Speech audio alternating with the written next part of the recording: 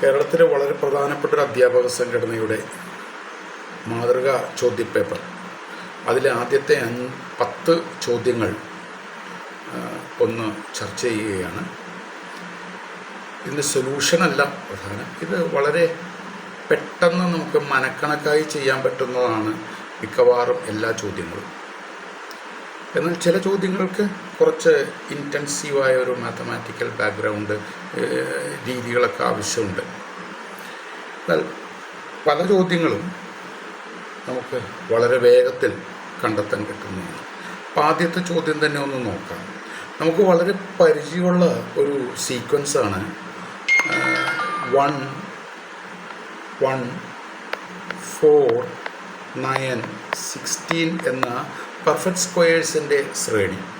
ഇതിൽ 2 പദങ്ങൾ തമ്മിലുള്ള വ്യത്യാസം, ആദ്യത്തെ 2 പദങ്ങൾ തമ്മിലുള്ള വ്യത്യാസം 3 ആണ്, അടുത്തതാണെങ്കിൽ 5 ആണ്, അടുത്തതാണെങ്കിൽ 7 ആണ്. അതിൽ നിന്ന് നമുക്ക് മനസ്സിലാക്കാൻ പറ്റുന്ന അടുത്തടുത്തുള്ള ഏത് 2 പദങ്ങൾ തമ്മിലുള്ള വ്യത്യാസവും ഒരു ഒറ്റ സംഖ്യയാണെന്ന് മാത്രമല്ല അത് 2 വീതം കൂടിക്കൂടി പോകുന്നു എന്നുള്ളതാണ്. അങ്ങനെയാണെങ്കിൽ തന്നിരിക്കുന്ന ഈ 2 എണ്ണവും അടുത്തടുത്തുള്ള പെർഫെക്റ്റ് സ്ക്വയേഴ്സ് ആണല്ലോ, അവ തമ്മിലുള്ള വ്യത്യാസം 333 ആണ്. അപ്പോൾ ഇതും അടുത്തതും തമ്മിലുള്ള വ്യത്യാസം 335 ആയിരിക്കുമല്ലോ. അപ്പോൾ ഈ തന്നിരിക്കുന്ന 2788 കൂടി 335 അങ്ങ് കൂട്ടിയാൽ നമുക്ക് കിട്ടുന്നത് കൃത്യമായ അതിൻ്റെ ഉത്തരമായിരിക്കും. നമുക്കറിയാമല്ലോ അതിൻ്റെ ഉത്തരം ഏതാണ്, 28224 എന്ന് പറയുന്ന ഈ ഉത്തരമാണ്. ഓക്കെ, 8ാം ക്ലാസ്സിൽ മറ്റ് ചില ബീജഗണിത രീതികളൊക്കെ നമ്മൾ പരിശീലിച്ചിട്ടുണ്ട്. ആ വ്യത്യാസം 2n+1 എന്ന ഫോമിലായിരിക്കും. അതിൽ നിന്ന് n കണ്ടെത്തി അങ്ങനെയൊക്കെ ചെയ്യുന്നൊരു ബീജഗണിത രീതിയുണ്ട്. ഇത് അങ്ങനെ ഒന്നുമില്ലാതെ തന്നെ നമുക്ക് വിത്തിൻ സെക്കൻഡ്സ് ഇതിന് ഉത്തരം പറയാനായിട്ട് സാധിക്കും. ഓക്കെ, അപ്പോൾ ഇതിന് ഉത്തരം കറക്റ്റായിട്ട് കിട്ടി. അടുത്ത ചോദ്യം നോക്കൂ.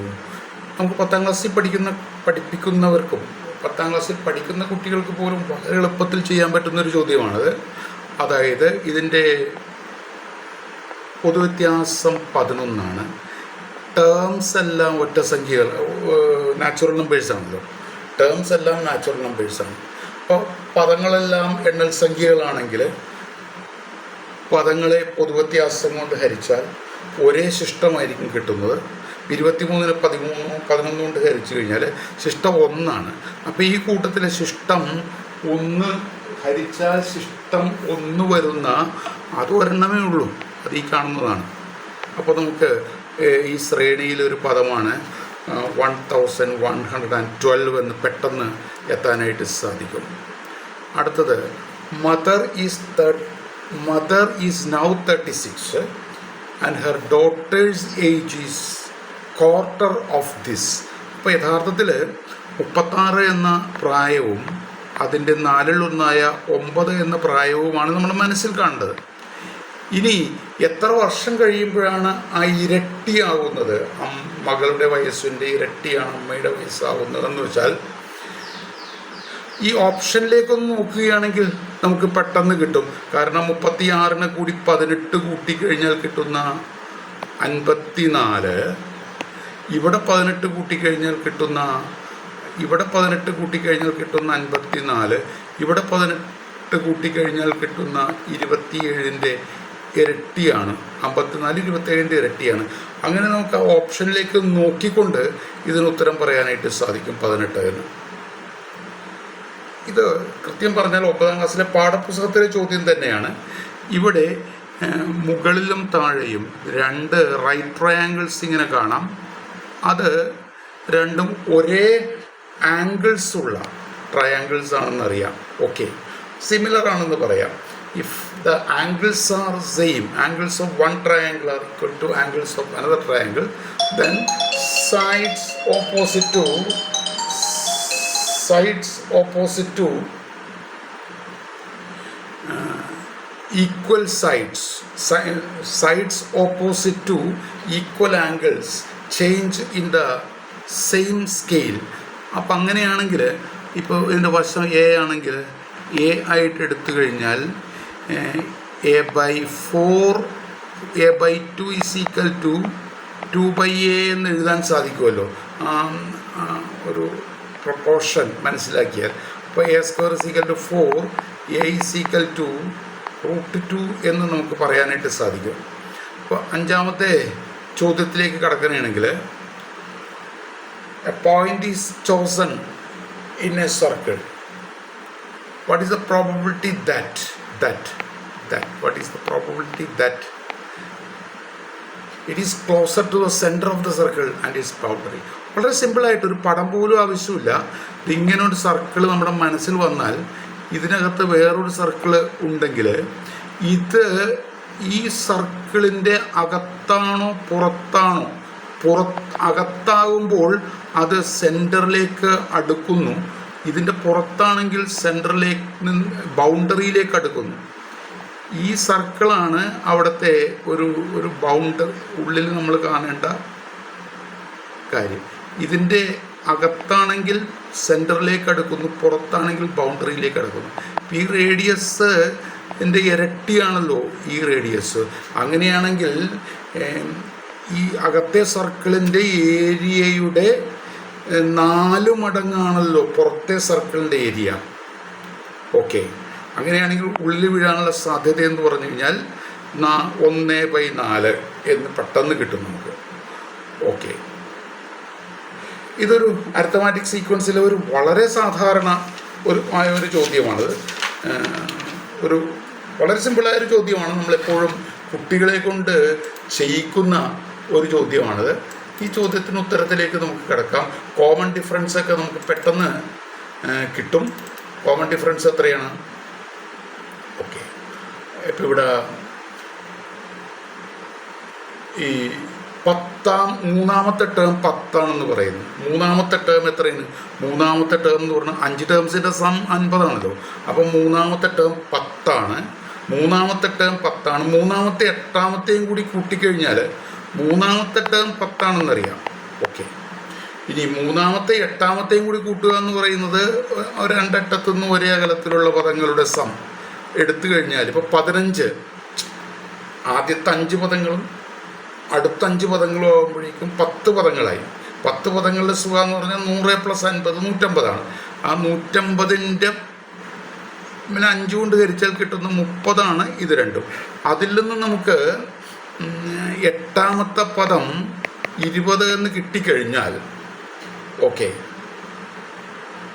അതിൽ നിന്ന് നമുക്ക് കോമൺ ഡിഫറൻസ് കാണാം. മൂന്നാമത്തെ പദവും കണ്ടോ, 8ാമത്തെ പദവും നമുക്ക് കിട്ടിയല്ലോ. അപ്പോൾ അതിൽ നിന്ന് 8ാമത്തെ ടേം എത്രയാണ്? 20 എന്ന് കിട്ടി. അപ്പോൾ കോമൺ ഡിഫറൻസ് എത്രയാണ്?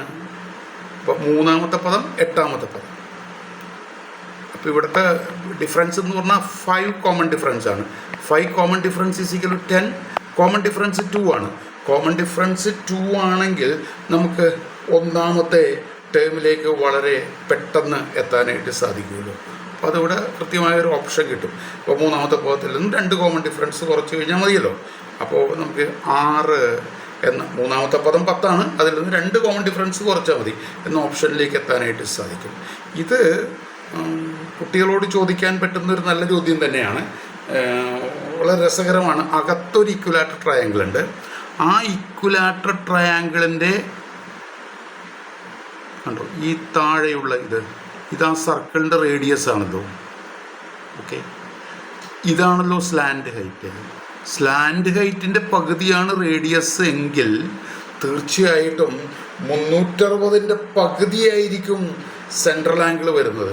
കാരണം നമുക്കറിയാം, കാരണം സെക്ടർ മടക്കി വൃത്താംശം ഉണ്ടാക്കും, വൃത്താംശം മടക്കി വൃത്തസ്തൂപിക ഉണ്ടാക്കുമ്പോൾ ഉണ്ടാകുന്ന ആ മാറ്റം നമുക്ക് കൃത്യമായിട്ട് അറിയാവുന്നതാണ്. അപ്പോൾ നമുക്കിവിടെ 180 എന്ന ഉത്തരത്തിലേക്ക് വളരെ പെട്ടെന്ന് എഴുതാനായിട്ട് സാധിക്കും. ഇത് ജോമെട്രി ആൻഡ് ആൾജിബ്ര എന്ന ഭാഗത്തുനിന്ന് ചോദിച്ചിരിക്കുന്ന ചോദ്യമാണിത്. ഈ പോയിന്റ്സ് രണ്ടും നോക്കി ഒരു കാര്യം മനസ്സിലാവും. y coordinate is 2 more than x coordinate. the y coordinate is 1 more than, sorry, 2 more than അല്ല, y coordinate is 1 more than 2 times x coordinate. അതായത് y is equal to 2x plus 1 എന്ന് നമുക്ക് ആ ഇക്വേഷനെ കാണാം. Okay, y coordinate is 1 more than 2 times x coordinate.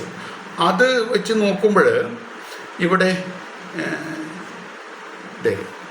ഇതെടുത്തു കഴിഞ്ഞാൽ C എടുത്തു കഴിഞ്ഞാൽ 2 into x plus 1 plus 1 എന്ന് പറയുന്നത് 2 into x plus 1 plus 1 എന്ന് പറയുന്നത് എന്താണ്?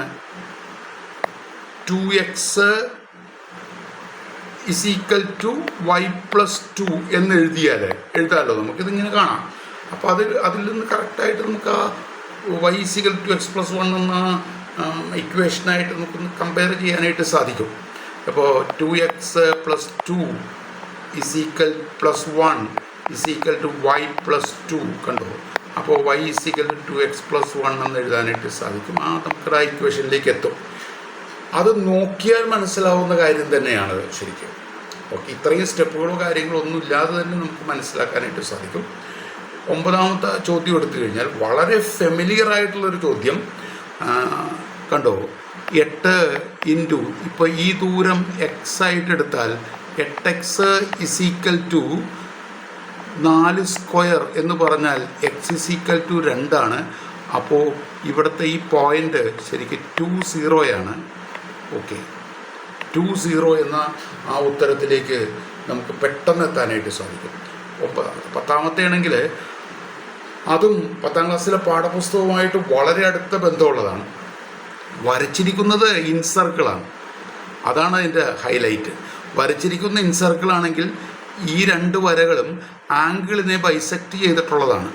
അതിൻ്റെ അർത്ഥം ഇത് രണ്ടും കൂടി കൂട്ടുക എന്ന് പറയുന്നത്, ഇപ്പോൾ ആംഗിൾ എയും ആംഗിൾ സിയും കൂടി കൂട്ടിയാൽ കിട്ടുന്നത് 130 അങ്ങനെയാണെങ്കിൽ അതിൻ്റെ പകുതികൾ കൂട്ടിയാൽ കിട്ടുന്നത് 65 ആയിരിക്കും. a/2 c/2 കൂടി കൂട്ടിയാൽ 65 കിട്ടുന്നത്. ഇത് രണ്ടും കൂടി കൂട്ടിയാൽ 65 ആണെങ്കിൽ ഇവിടുത്തെ ആംഗിൾ 150 - 65 150 - 65 എന്ന് പറയുന്ന ഓപ്ഷനിലേക്ക് നമുക്ക് കിട്ടും. എത്രയാണ്? 115 എന്ന ഓപ്ഷനിലേക്ക് കിട്ടും. ഇത്രയും കാര്യങ്ങളാണ് ഈ ചെറിയ വീഡിയോയിൽ ഉൾപ്പെടുത്തിയിരിക്കുന്നത്. ഇത് വിശദമായ ഉത്തരങ്ങൾ പറയുകയല്ല ചെയ്തത്, വളരെ ക്വിക്കായിട്ട് നമ്മൾ 10ാം ക്ലാസ്സിലും ഹൈസ്കൂളിലും പഠിപ്പിച്ചിരിക്കുന്ന കാര്യങ്ങളുമായിട്ട്, അല്ലെങ്കിൽ ഓപ്പൺ ടെറ്റ് എക്സാമിനേഷൻ ആയതുകൊണ്ട് ഹൈസ്കൂളിൽ പഠിപ്പിക്കാത്തവരും ഇതിനകത്ത് എഴുതുന്നുണ്ടാവും. എങ്ങനെയായാലും 8, 9, 10 പാഠപുസ്തകങ്ങളെക്കുറിച്ചും ഹയർ സെക്കൻഡറിയിലെ അല്പം ചില കാര്യങ്ങളെക്കുറിച്ചുമുള്ളൊരു അറിവുണ്ടെങ്കിൽ ഈ ചോദ്യങ്ങളൊക്കെ വളരെ പെട്ടെന്ന് എഴുതാനായിട്ട് സാധിക്കും. ഓക്കെ.